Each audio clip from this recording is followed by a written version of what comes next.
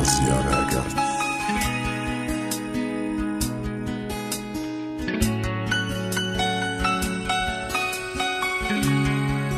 درخشان نقطه جی تقدیم میکند. تو را دیدم دوست داشتم، لحظه همو گور کردم، دیوونه در عشق تو، عشق ریزم یا بخندم، یک جا بودن همون چی شد به چشم تو نگشته یان، چی درد با من موندی کی با سخن نشود بیان.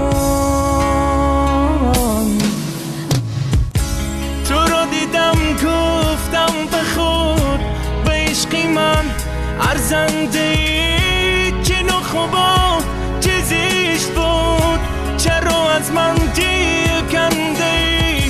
تو را دیدم گفتم به خود به عشقی من ارزنده، چه نخوبا چه زیشت بود، چرا از من دیر کنده.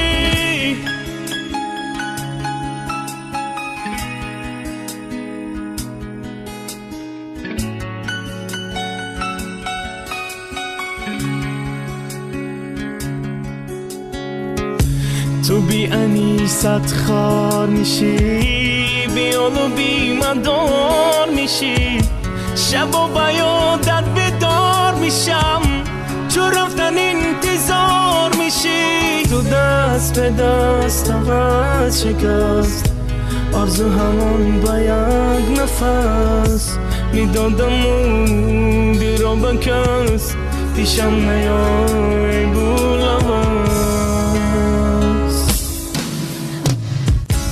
تو را دیدم گفتم به خود به عشقی من ارزنده، چه نخوبا چه زیشت بود، چرا از من دیر کنده. تو را دیدم گفتم به خود به عشقی من ارزنده، چه نخوبا چه زیشت بود، چرا از من دیر کنده. تو را دیدم گفتم به خود به عشقی من ارزنده، چی نخوبا چی زیشت بود، چرا از من دیر کنده.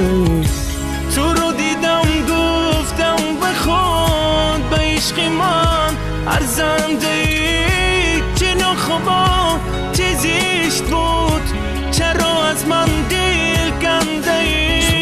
با این نام در سامانه درخشان نقطه جی